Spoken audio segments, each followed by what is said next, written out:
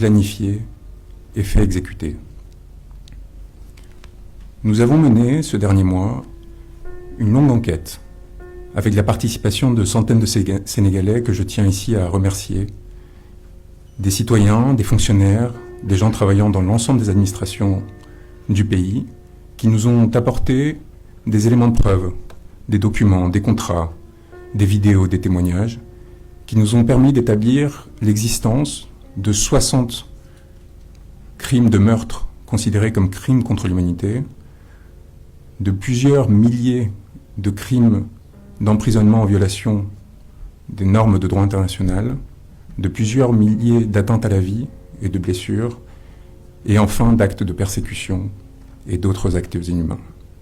Ces crimes ont été commis, et pardonnez-moi le jargon, mais c'est important, dans le cadre d'une attaque générale et systématique contre une population civile, à savoir des Sénégalais qui cherchaient pacifiquement à défendre leurs idées, à s'opposer à la présentation de leur président à un troisième mandat contre ce qu'ils considéraient être les règles constitutionnelles, et en particulier l'article 27 de la Constitution, et qui plus généralement cherchaient à avoir une représentation politique par le truchement d'un certain nombre de candidats que le régime avait décidé d'éliminer. Parmi les victimes, il y a aussi des fonctionnaires qui ont été persécutés du fait de leurs idées. Il y a des citoyens qui n'avaient pas d'engagement politique particulier et qui ont subi des crimes de meurtre du fait de l'utilisation de balles réelles par les forces de sécurité, par des nervis, alors même qu'ils étaient sans rapport avec les faits dont la situation les a amenés à se trouver confrontés. Ces crimes, nous les avons vérifiés individuellement de façon indépendante des travaux qui avaient déjà été menés par des organisations internationales, que ce soit Amnesty International, que ce soit Human Rights Watch, que ce soit le Haut Commissariat aux droits de l'homme, que ce soit enfin la Croix-Rouge sénégalaise, qui ont tous constaté l'existence d'une répression particulièrement féroce, qui avait vocation à utiliser la violence politique à des fins de perpétuation au sein du pouvoir, dans un contexte où la découverte de ressources gazières et pétrolières sur ce territoire a créé une avidité et une volonté de se maintenir coûte que coûte dans une position que la Constitution interdit d'accaparer. Je suis, vous le savez, parmi d'autres confrères, l'avocat d'Ousmane Sonko. Mais je suis aussi, dans cette procédure, l'avocat de nombreuses parties civiles, d'individus qui ont été victimes directement de ces violences, dont certains sont français et sénégalais, ce qui va nous permettre, c'est le deuxième point, de déclencher des procédures en France également, complémentaires à celles qui ont été menées auprès de la Cour pénale internationale, de façon à ne pas dépendre des effets de pouvoir qui influencent cette institution, dont on sait ce qu'elle peut avoir en termes de rapport à la compromission, et pour s'assurer évidemment qu'il n'y aura pas d'impunité et que les dignitaires de ce régime ne puissent plus remettre les pieds sur le continent européen sans craindre de se voir arrêtés. Nous avons reçu plus de 4500 éléments de preuve vérifiés qui ont trait aux événements depuis mars 2021. Ces éléments, nous avons vécu avec, jour après jour, ce dernier mois, essayant de vérifier qui en était la cause, qui en était la victime, dans quel contexte était intervenu, et si en effet cela avait un lien avec la répression politique dirigée par le régime sénégalais. Nous en avons gardé 710 qui servent de support à cette communication de 170 pages que nous avons transmis à la Cour pénale internationale, en particulier au bureau du procureur, à qui nous demandons d'ouvrir sans délai, à partir de ces éléments, un examen préliminaire et une enquête, et de se saisir de lui-même au titre de l'article 13. Nous avons entendu, dans le cadre d'une conférence de presse, où 4 membres du gouvernement ont tenté de répondre par avance à nos arguments, qu'il fallait qu'un État se saisisse de la Cour pénale internationale. C'est faux. Toute personne, au titre de l'article 15, peut transmettre des éléments à la Cour pénale internationale et au bureau du procureur pour qu'il s'en saisisse. Mais nous prenons les mots du ministre des Forces de la Défense, nous le prenons au mot et nous lui demandons de saisir lui-même la Cour pénale internationale. Que le Sénégal, s'il est le pays des droits de l'homme, comme il le réaffirme, s'il si ce régime respecte, comme il le dit, le statut de Rome et les conventions internationales, qu'il aille sans crainte saisir le bureau du procureur pour laver son image et son honneur. Qu'il tente, et l'on verra alors quelle sera la réaction, et si en effet des crimes contre l'humanité ont ou non été commis. Et je note que ce ministre n'a pas nié l'existence de crimes, mais a tenté simplement de justifier qu'ils n'étaient pas assez graves pour saisir la Cour pénale internationale. Je pense que les images qui sont diffusées en ce moment derrière moi, de par leur nombre, de par ce qu'elles montrent, suffisent à comprendre à quel point cette position est absurde. Par ailleurs, un argumentaire juridique détaillé, que nous laisserons en accès libre, permettra de démontrer que nous atteignons sans aucune difficulté le seuil de gravité qui est requis par la Cour. Je souhaiterais vous partager quelques noms de personnes qui sont responsables des faits que vous êtes en train de voir derrière cet écran. Nous avons aujourd'hui identifié 112 suspects sur l'ensemble de la chaîne de commandement que nous avons reconstituée. Parmi ceux-ci, je voudrais commencer par un compatriote, M. Khaled Belabad, conseiller technique auprès du ministre de l'Intérieur. Le 6e, c'était par la France auprès du ministre de l'Intérieur afin d'assurer quelque chose qui est en place depuis la décolonisation, c'est-à-dire une coopération technique qui permet à la France de suivre en direct les actions du gouvernement sénégalais, d'être informé de toute décision qui est prise au cœur du pouvoir et de l'appuyer ou au contraire de tenter de la censurer. Aujourd'hui, la France n'a rien fait pour éviter les massacres dont on parle. La France a continué à fournir des armes, la France a continué à soutenir le régime, la France, aujourd'hui, accueille Macky Sall sans avoir fait une déclaration condamnant les violences en question. M. Belabad a suivi au quotidien les organisations les réunions qui organisaient ces violences au sein du cabinet du ministre de l'Intérieur et les a rapportées à son ministère de tutelle, le ministère de l'Intérieur français et aux autorités françaises. Il est donc complice de crimes contre l'humanité. M. Jean-François Gaume, colonel, a joué le même rôle au sein de la gendarmerie sénégalaise, auprès de M. Moussa Fall, haut commandant à la gendarmerie nationale. Il est complice de crimes contre l'humanité.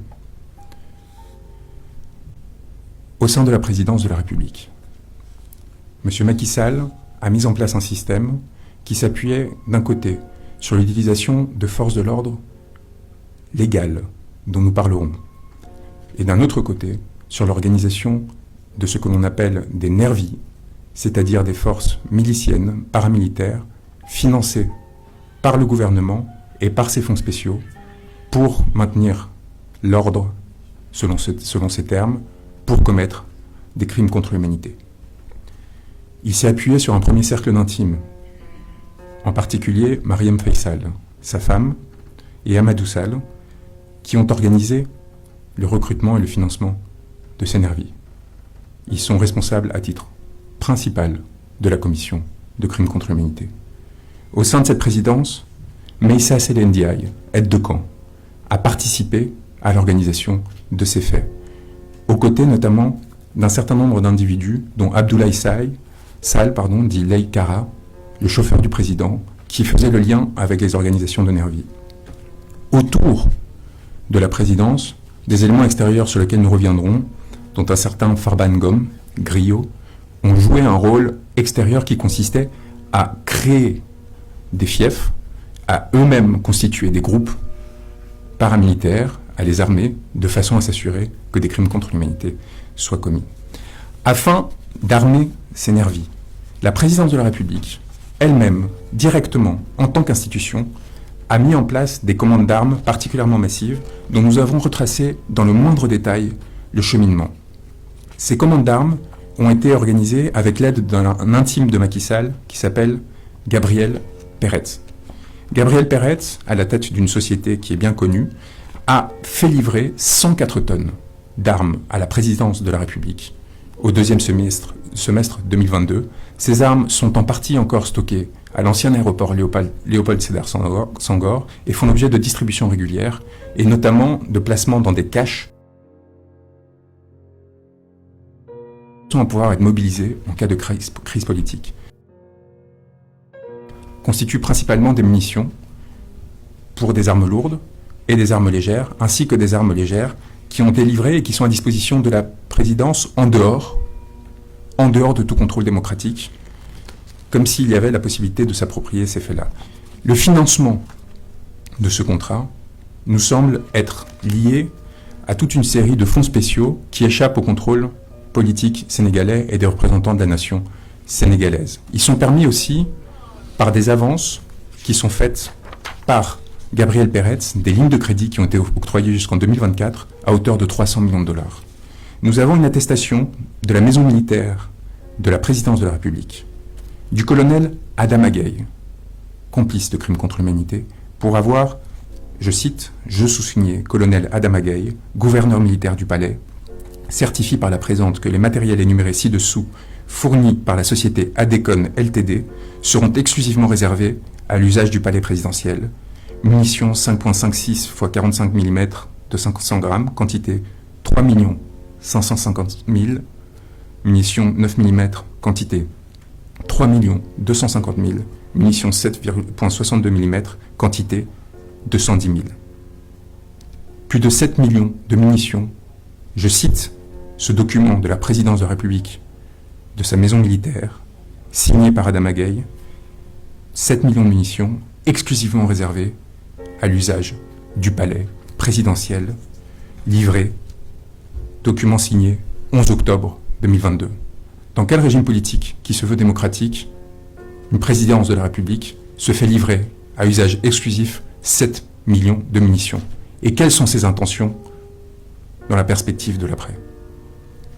Gabriel Peretz a procédé à ces livraisons qui proviennent de Saint-Pétersbourg, de la Russie. Nous avons retracé le moindre cheminement de ces munitions et de ces armes et la façon dont elles ont été livrées à Dakar. Et il y a procédé dans le cadre des très nombreux liens qu'il entretient avec la présidence du Sénégal et avec M. Macky Sall, et il est donc complice de la commission de crimes contre l'humanité.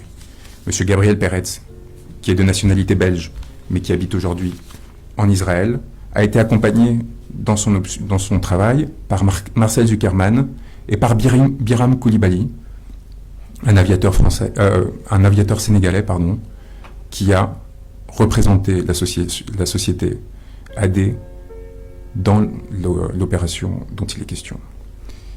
Il nous apparaît que cette commande a été réceptionnée par la société sénégalaise d'ETL, 6 Ouest Foire, au numéro 45 à Dakar, qui est détenue par un certain Halil, qui se trouve être un ami très proche d'Amadou Sall, qui est, à ce titre, complice de la commission de crimes contre l'humanité.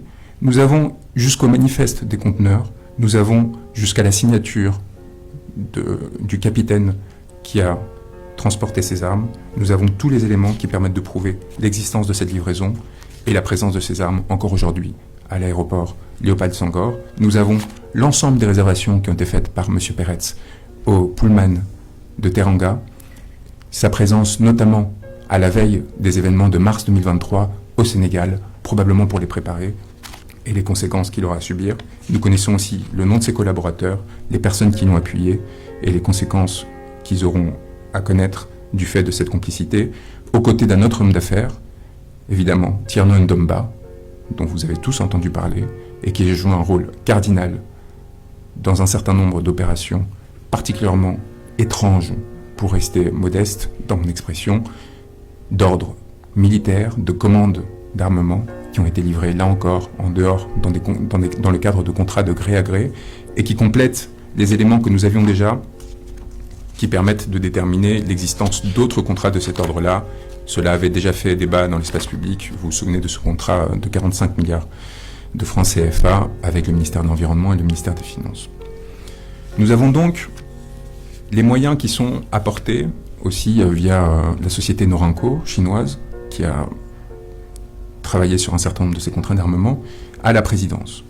Nous avons la structure de la présidence avec, au cabinet civil, un certain nombre d'individus particulièrement responsables et qui ont été impliqués au premier chef dans l'organisation de la répression et de la légitimation des violences qui ont été commises.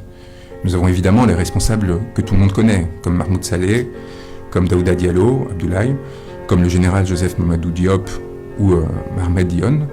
Mais nous considérons que les plus responsables au sein de cette présidence ont été évidemment le général Mbaye Cissé et Oumar Wade, qui a été nommé le 6 avril 2023 dernier, dans un contexte particulier, ce qui, à notre avis, est le signe qu'il a eu une certaine difficulté au sein de la présidence pour maintenir son autorité du fait des événements, et ce qui a amené à l'organisation d'un certain nombre de désignations. La commission de violence à des fins politiques exige une impunité. Elle exige aussi d'effacer les preuves de ces crimes. Elle exige enfin un discours qui permette de les justifier. Le ministre de l'Intérieur vous en a fait la démonstration à plusieurs moments. Nous avons découvert que cette organisation discursive, cette tentative de légitimation des faits que nous sommes en train de vous présenter, au sein de la présidence, a été mise en œuvre notamment par Yorodia, qui est le coordinateur de la communication présidentielle, mais aussi par Eladji Malik Gueye et Wandifa Dramé. Au niveau de la communication, ceux-ci ont travaillé de façon coordonnée avec le porte-parole du gouvernement et avec d'autres instances pour s'assurer qu'il y avait une légitimation des actes qui étaient commis. Au niveau de l'organisation de l'impunité, le rôle évidemment d'Ousmane Houma, qui est notamment important comme conseiller juridique du président de la République dans l'organisation de la légitimation du troisième mandat, mais qui est aussi important, a un rôle cardinal que les juges n'enquêtent pas, et pour s'assurer que les enquêtes qui sont lancées n'aboutissent pas. Car il y a encore au Sénégal des magistrats et des fonctionnaires courageux qui essayent de faire la vérité, mais ce que l'on a vu et ce qui a été établi, c'est que depuis mars 2021, aucun des événements, je dis bien aucun des événements qui sont constitutifs de crimes n'ont fait l'objet, sinon de poursuites, du moins de procédures étant arrivées à leur terme, plus de 26 mois après les faits, ce qui nous amène aujourd'hui à mettre en œuvre la présente saisine. Nous en arrivons maintenant à l'organisation de l'appareil répressif. Une fois que vous avez les moyens, une fois que vous avez organisé les conditions qui vous permettent de vous assurer que cela pourra se dérouler, il faut que cela arrive. Et nous avons évidemment, à ce titre, nos deux principaux suspects, les personnes les plus importantes dans la commission de ces crimes et encourant la plus lourde responsabilité. M. Antoine Félix Diome, ministre de l'Intérieur, et M. Moussa Fall. M. Antoine Félix Diome a joué un rôle important, d'abord comme magistrat, particulièrement bien utilisé par ce régime, afin de lui dégager la voie dans le cadre d'un certain nombre d'affaires sensibles, notamment l'affaire de Karim Wade et celle de Khalifa Sall, et ensuite comme ministre de l'Intérieur, nommé peu de temps avant les événements de mars 2021, il a joué donc, je disais, un rôle cardinal pour assurer au régime la possibilité de se perpétuer à tout prix au sein du pouvoir. Monsieur Antoine Félix Diome a tenté en mars 2021, comme entre les mois de mars 2023 à juin 2023, de prétendre que des forces occultes étaient responsables des crimes qui étaient commis au Sénégal. Cela, en soi, est constitutif d'une participation de crime à un crime contre l'humanité, pour la raison simple qu'il s'agit non seulement évidemment d'un mensonge, mais d'une tentative de légitimer et de masquer la commission de ces crimes. À ce seul titre, M. Diome, par ses mensonges répétés et par ses tentatives de faire disparaître des preuves ou de nier l'existence de crimes tout au long de ces périodes, est passible de poursuite. Mais M. Diome, évidemment, a eu un rôle bien plus important que celui-ci. Il a en fait été au cœur de la chaîne de commandement afin de s'assurer que les forces de police et de sécurité soient dirigées de façon à commettre ces crimes ou à les laisser commettre par des nervis.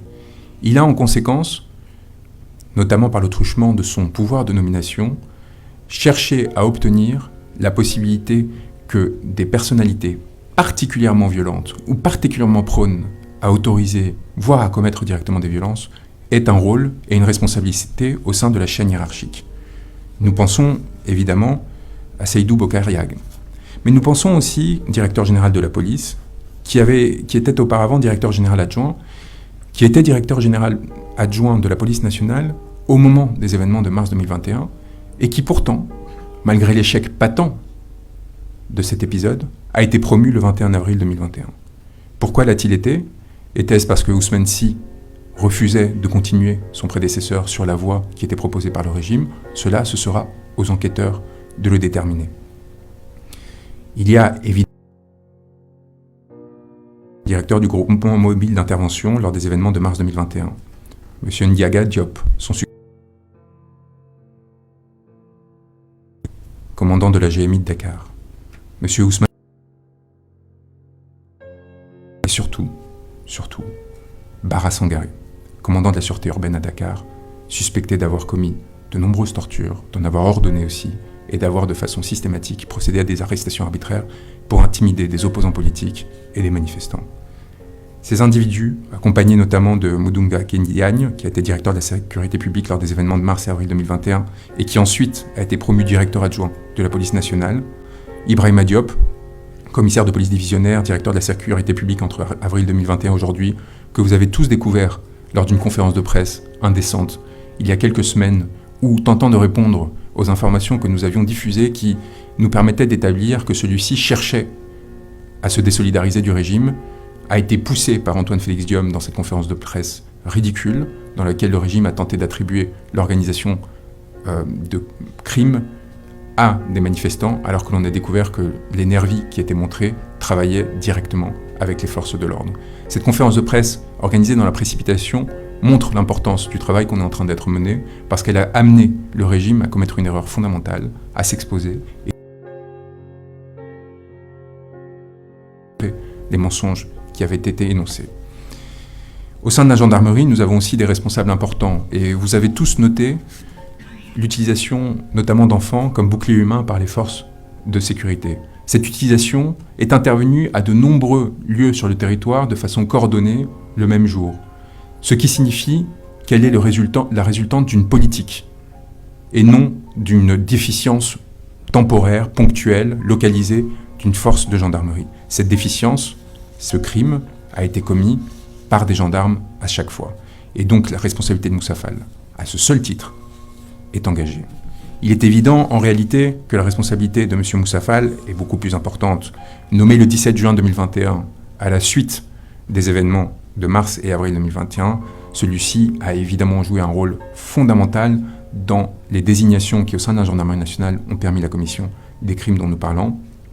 Nous avons identifié au sein de son cabinet des responsables, le chef de cabinet notamment, le colonel Pape Souleymane Cissé, mais aussi, évidemment, au-delà de son cabinet, de ses aides de camp, de ses adjoints emploi opérations comme Pape Diouf, le chef du centre de renseignement cardinal comme Issa Diak ou Cheikh Sarr, évidemment le haut commandant en second, Tiaka Tiao, qui était commandant de la gendarmerie mobile auparavant et qui a été promu en juillet 2021, encore une fois, dans la suite des répressions qui avaient été menées. À ses côtés, que ce soit le général Daouda Diop, le lieutenant-colonel surtout, Abdoum Bengue, ou Maguette Mbaye, Aliou Ndiaye et Omar Ndoye, nous avons au sein de la gendarmerie un certain nombre de personnes identifiées, notamment dans les légions de Dakar et de Casamance, qui auront à répondre de leurs actes un jour ou l'autre, et dont je rappelle, encore une fois, qu'ils seront confrontés à des accusations qui sont imprescriptibles, et donc à n'importe quel moment, en cas de changement de régime ou à l'étranger, dont ils auront à répondre. La chaîne hiérarchique des forces de sécurité, c'est très bien. Mais on a vu que dès le moment où la Cour pénale internationale a commencé à devenir un sujet au Sénégal, il y a eu comme un mouvement de retrait de la part de ces forces de sécurité et de défense, qui ont compris les risques auxquels elles étaient confrontées et les conséquences qu'elles pouvaient endurer. Et nous avons vu une bascule progressive de l'exercice de cette force vers ce que l'on appelle des nervis. Nous avons exposé au sein de la présidence les principales personnes responsables de l'organisation de ces réseaux paramilitaires, en dehors de toute loi, qui coopèrent, contrairement à ce qui a été dit, de façon très serrée, avec les forces de l'ordre. La présidence est le donneur d'ordre, mais l'organisateur principal se trouve évidemment au sein du siège du parti présidentiel, à l'APR.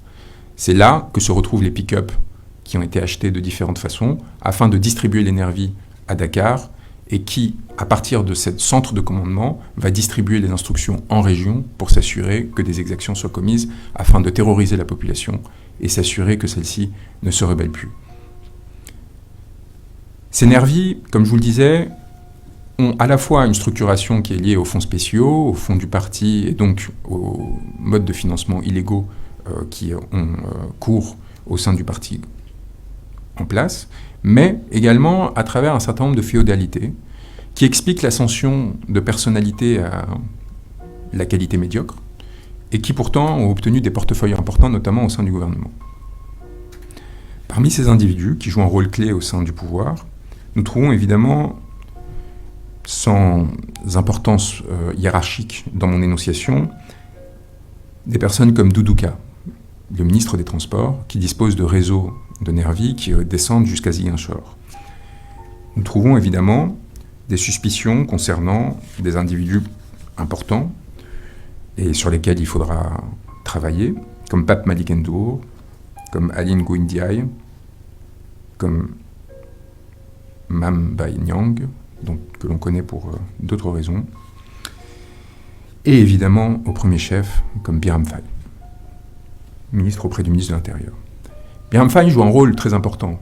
Pourquoi ? Parce que, on le sait, les Nervis, qui jouent un rôle au Sénégal établi depuis une quinzaine d'années, notamment au sein du parti présidentiel de la majorité précédente, avaient au départ un rôle qui consistait simplement à accompagner les politiques, à faire la claque, comme on dit, lors des événements électoraux, à s'assurer de la protection de ceux-ci et quelque part à les valoriser alors qu'ils n'avaient pas accès aux ressources gouvernementales. Progressivement, l'APR a décidé de dévoyer ce rôle et les a constitués en milices. Cette évolution a produit un certain nombre de conséquences importantes. On l'a vu notamment avec un certain nombre de Nervis qui, en 2019, ont cherché à réclamer une reconnaissance dans leur action. On a vu le président des Marrons de Feu, donc le groupe de sécurité qui entourait M. Sall, réclamer son intégration à l'appareil de pouvoir gouvernemental et être payé sur les télévisions sénégalaises. Ibrahim Doy joue aujourd'hui encore un rôle cardinal dans l'organisation des Nervis et dans la répression paragouvernementale des mouvements d'opposition au pouvoir en place. Birame Faye s'est vu octroyer un poste de ministre auprès de M. Diom, dans l'objectif de formaliser, de légaliser une partie de ces réseaux illégaux. La création de l'agence de sécurité de proximité, des agents de sécurité de proximité, avait pour vocation de créer au sein de l'État un corps parallèle à celui des forces de sécurité et de défense, qui, certes moins formés, aurait une latitude plus grande à l'heure de commettre les exactions dont nous parlons. M. Birame Faye a évidemment continué son double jeu, à la fois comme ministre et comme organisateur de ces forces de répression illégales. Birame Faye joue donc un rôle clé au sein de cet appareil de répression que nous décrivions auprès de M. Antoine Diome. M. Antoine Diome qui est, par cette voie de fait, directement impliqué dans la commission des crimes qui sont responsabilité de ces Nervis. Il apparaît par ailleurs, et c'est un point que j'ai oublié de mentionner, que M. Antoine Diome a récupéré de façon très opportune la tutelle partagée avec M. Sidiki Kaba sur Moussa Fall. Moussa Fall, en tant que haut commandant de la gendarmerie, a des attributions de sécurité publique, ce qui permet de coordonner son action avec Antoine Diome, et ce qui permet justement de s'assurer qu'il y a une centralisation de la prise de décision par rapport à ces forces parallèles entre gendarmerie, police et les Nervis eux-mêmes, de façon à s'assurer que leur action sur le territoire se passe en bonne intelligence et sans confusion. Alors, au-delà de ces notables qui ont leurs propres Nervis, comme ceux que j'ai cités, qui sont pour certains au gouvernement, au-delà de Birame Faye et de ceux qui organisent ces Nervis, au-delà des personnalités qui, comme Sidiki Kaba, ont des responsabilités formelles, il y a évidemment les hommes de main, c'est-à-dire ceux qui vont faire l'intermédiation entre les forces officielles et les forces officieuses. Parmi celles-ci, quelqu'un qui a été vu pendant la crise qui vient de se dérouler très régulièrement auprès de Moussa Fall, au haut commandement à la gendarmerie, Jérôme Bandiaki. Jérôme Bandiaki qui travaille en lien direct avec la présidence, qui se coordonne avec le haut commandant à la gendarmerie et qui organise sur le terrain, avec Abdoulaye Sall notamment, le recrutement et l'action des nervis en question. Jérôme Bandiaki, j'aimerais le prévenir que l'on a un certain nombre d'informations sur lui qui font qu'il aurait intérêt à parler, à s'expliquer, ou n'aura pas changé. Monsieur Bandiaki, nous savons tout sur lui, comme un certain nombre d'autres individus qui pensaient pouvoir se couvrir, qui pensaient du fait de leur absence de fonctions officielles ne pas faire l'objet de répression. Nous connaissons le moindre de ses déplacements, des endroits où il s'est trouvé, où il se trouve, des fonctions qu'il exerçait, de son rôle de gardien à un Leclerc, jusqu'à aujourd'hui, les lieux de ses actions, de ses habitations, de ceux de ses enfants, la voiture qu'il conduit, et nous n'aurons aucune difficulté à l'identifier, à le faire arrêter, le faire juger, lorsque les conditions seront présentes sur le territoire sénégalais. Jérôme Bandiaki ne travaille pas seul, et nous avons, au-delà de Youssoupha Niang que j'ai mentionné, un certain nombre d'autres suspects, d'individus qui, comme la main droite de Youssoupha Niang, Pape Ndiaye, comme Malamine Sonko, le responsable financier des nervis de Doudouka, comme Alpha Omar Sow, le relais de Doudouka à Yambel Nord, et territoire après territoire, je pourrais continuer, à Mbour, à Ziguinchor, qui ont des responsabilités dans la commission des crimes. Nous avons aussi l'identité des lutteurs qui jouent un rôle cardinal dans cette répression aux côtés des nervis. Nous avons leurs photos, nous avons leurs identités, nous avons surtout leurs responsabilités, les montants qui sont virés par téléphone, par des virements sur des applications téléphoniques, en cash ou d'autres façons. Voilà une présentation un peu générale, mais qui permettra aux personnes qui ont prétendu qu'il n'y avait pas d'inquiétude à avoir par rapport au travail que l'on avait mené, de se rendre compte de l'ampleur des informations que nous avons recueillies, de leur niveau de détail, et du fait que, dans un pays comme le Sénégal, la commission de crimes ne passe pas inaperçue. La participation à la commission de ces crimes ne passe pas inaperçue. Et je comprends bien que Macky Sall pense, avec son parrain de l'Élysée, aujourd'hui pouvoir échapper à toute poursuite, et qu'il pense, parce qu'il a reçu monsieur Karim Khan à Dakar, qui a commis une erreur manifeste. Le procureur de la Cour pénale internationale a commis une erreur manifeste en venant louer le régime de Macky Sall, alors que 14 personnes étaient déjà mortes. Parce qu'il leur a donné l'impression qu'il pourrait en toute impunité continuer, sans conséquence, pour leur devenir politique et pénal. Je comprends que Macky Sall cherche aujourd'hui à Paris à faire monter les rumeurs sur sa supposée candidature pour essayer de divertir le tir. Mais je tiens à l'assurer que nous ne sommes pas dans un agenda politique et que les éléments que nous avons recueillis vont le poursuivre jusqu'au dernier de ses jours.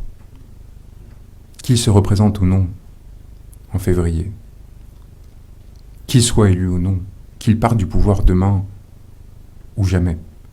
Ces éléments sont suffisamment larges, étayés,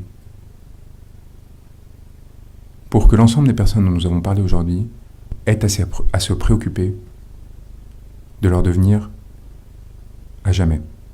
C'est donc avec un esprit de sérieux et de responsabilité très important que nous vous les présentons, en étant très attentifs aux sources qui nous ont permis de les compiler, en ayant croisé l'ensemble des informations que nous avons reçues, mais aussi avec une assurance assez forte quant à leur véracité et l'effet qu'elles auront. Est-ce que ces éléments, en soi, suffiront à mettre fin à l'impunité? Non. Et c'est un dernier point que je voulais aborder, avant de répondre à vos questions. Le devenir du Sénégal appartient aux Sénégalais. Et nous espérons fondamentalement que des poursuites se dérouleront sur le territoire pour mettre fin à cette impunité. Ce qui se passera, une fois les informations entre les mains des citoyens, dépend de ces citoyens. Elle ne dépend pas de l'action d'un procureur seul, elle ne dépend pas d'un avocat, elle ne dépend pas d'un politicien. Elle dépend de la capacité des Sénégalais à surmonter la peur, à surmonter la violence qu'ils subissent et à s'assurer que leurs droits seront respectés. Je suis prêt à répondre à vos questions aujourd'hui et à vous donner tout détail qui serait nécessaire à la compréhension des éléments qui viennent de vous être présentés.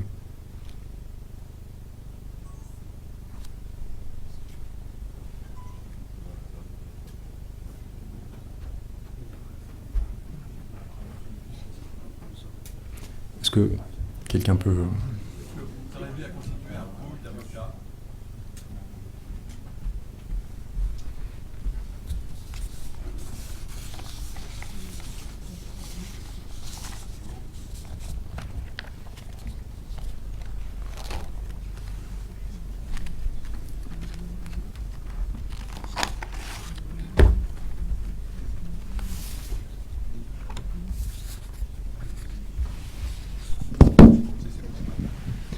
Oui. Est-ce que vous arrivez à constituer un pool d'avocats, aussi bien français que sénégalais?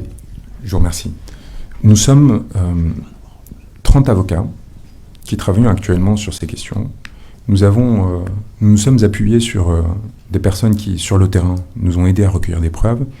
Mais ce document est le fruit de notre élaboration propre, de mon cabinet, des personnes qui m'y ont aidé, que je remercie ici, ainsi que justement des juristes qui nous ont accompagnés sur le terrain. Par contre, en ce qui concerne la représentation des victimes par la suite, nous en représentons certaines, mais nous espérons qu'il y aura un effort collectif, en effet, qui sera mené avec mes confrères sénégalais, principalement, parce que c'est à eux qu'il revient de prendre ensuite la direction des opérations, et notamment Cheikh Koureshiba, que je remercie de m'avoir introduit à ce territoire, et qui joue un rôle cardinal aujourd'hui dans l'ensemble des actions qui sont menées pour essayer d'éviter que cette répression ne soit encore plus sanglante qu'elle ne l'est aujourd'hui.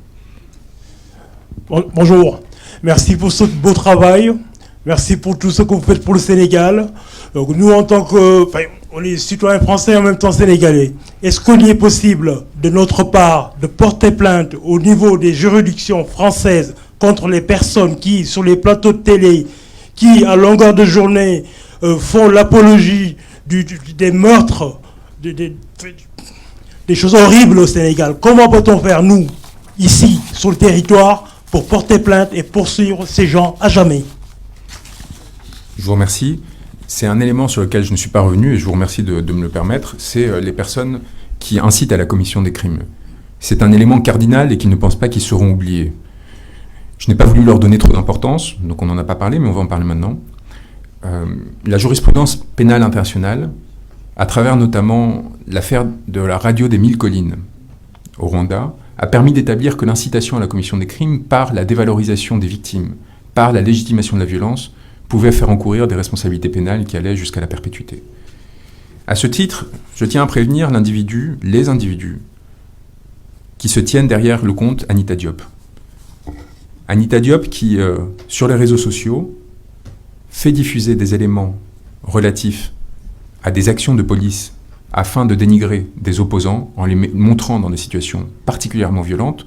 Je pense qu'on a vu ces images déjà à M. Pape Touré, qui a été torturé par les forces de police et dont les photos ont été diffusées par ce truchement. Je pense à l'arrestation d'Ousmane Sonko alors qu'il était dans la caravane de la liberté. Je pense à une infinité de posts qui appellent à l'extermination des opposants politiques et qui sont évidemment susceptibles d'être qualifiés de complicité de crimes contre l'humanité. Au-delà de cet individu, il y a évidemment au sein de l'incitation à commission des crimes un certain nombre d'autres que l'on a exposés ces derniers temps. On pense à Ahmed Suzanne Camara. Je ne suis pas sûr qu'il faille leur donner de l'importance, mais tant qu'à faire, allons-y, et montrant que nous surveillons la moindre expression dans l'espace public qui, d'une façon ou d'une autre, puisse être considérée comme une incitation à commission de violence. Il y a eu des députés, des hommes politiques, des personnes comme Abdoulaye Mamadou Guissé, des personnes comme Moustapha Diakhaté, des personnes comme Ahmed Khalifa Niasse, au sein du palais présidentiel pour ce dernier, M. Niasse. Cette intervention qu'il a faite lors du supposé dialogue qui a été ouvert par M. Sall, dans laquelle il appelle à détruire un opposant politique, dans laquelle, avec véhémence, il cherche à inciter à la commission de violence, est impardonnable et déteint sur le président de la République que l'on voit sur ces images approuver les propos de cet individu, de cet homme d'affaires. Il y a, pardonnez-moi l'expression, des guignols comme Kadim Samb, mais qu'il est important de signaler. Des personnes comme Cheikh Seck, comme Matar Diop, député de la Nation, et qui ont tenu des propos particulièrement graves. Aliou Dembo Rousseau aussi. Des jeunes, aussi des jeunes, des personnes qu'il ne faudrait pas leur donner n'importe quoi. Responsable jeunesse de l'APR de Saint-Louis. Ces gens sont fondamentaux, parce que, même s'ils ne sont qu'étudiants, ils ouvrent la porte à la violence de la part de leurs congénères. Ils ouvrent la porte à ce que les étudiants se sentent désinhibés à l'idée de commettre des violences. Et il faut être, à leur rencontre aussi, très attentif. Lorsque l'on voit que sur ce territoire, des opposants politiques sont arrêtés de façon régulière, des journalistes également, pour incitation à l'insurrection, pour atteinte à la sûreté de l'État, parce qu'ils ont à un moment ou à un autre dénoncé une affaire de corruption, une violence, et que l'ensemble de ces individus bénéficient d'une impunité absolue dans leur édiction, eh bien l'on voit, encore une fois, l'intention du régime et son absence de considération quant au crime dont il est question. Donc je vous remercie de m'avoir parlé de cette affaire. Il est évidemment possible pour vous, au titre de compétence universelle, de signaler ces faits à la CPI ou aux juridictions nationales. Ce que j'incite particulièrement à faire, c'est que si vous connaissez toute victime qui aurait la double nationalité, qui serait victime d'arrestations arbitraires, de violences, de quel que soit des crimes qui sont commis de persécution et qui sont prévus par le statut de Rome, je vous incite à se rapprocher de nous, à se rapprocher des cabinets d'avocats en lesquels ils auront confiance, pour à leur tour participer à ces procédures. Est-ce que vous pouvez nous préciser quelles sont les vidéos et les captures d'écran pu en vérifier l'authenticité? Donc, ces vidéos font des éléments que nous avons retenus sur les plus de 4500 et que nous avons retenus parce que nous avons pu soit parler aux personnes qui sont les victimes directement, pour la plupart d'entre elles, soit aux auteurs de la vidéo et des témoins directs de la scène qui nous ont permis de recouper avec d'autres éléments, notamment des éléments d'identification, des certificats d'autopsie et autres, la réalité matérielle des scènes, leurs dates et les lieux dans lesquels ils ont été présentés.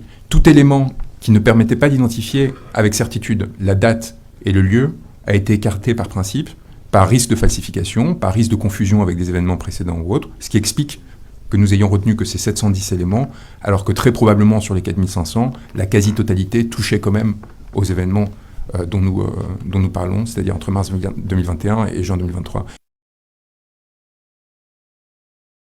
Dès lors qu'il s'agit de la vie d'un homme qui est pris dans les rets d'une justice pénale, il faut être exigeant et rigoureux dans la sélection des éléments qui seraient potentiellement incriminants pour ce dernier. Et nous avons opéré avec cette connaissance du droit pénal et de ses exigences, avec aussi mon expérience au sein de la Cour pénale internationale, du bureau du procureur, puis comme docteur, mes recherches universitaires, pour essayer de calibrer la sélection des preuves pour s'assurer qu'elles respectent les exigences de ces juridictions.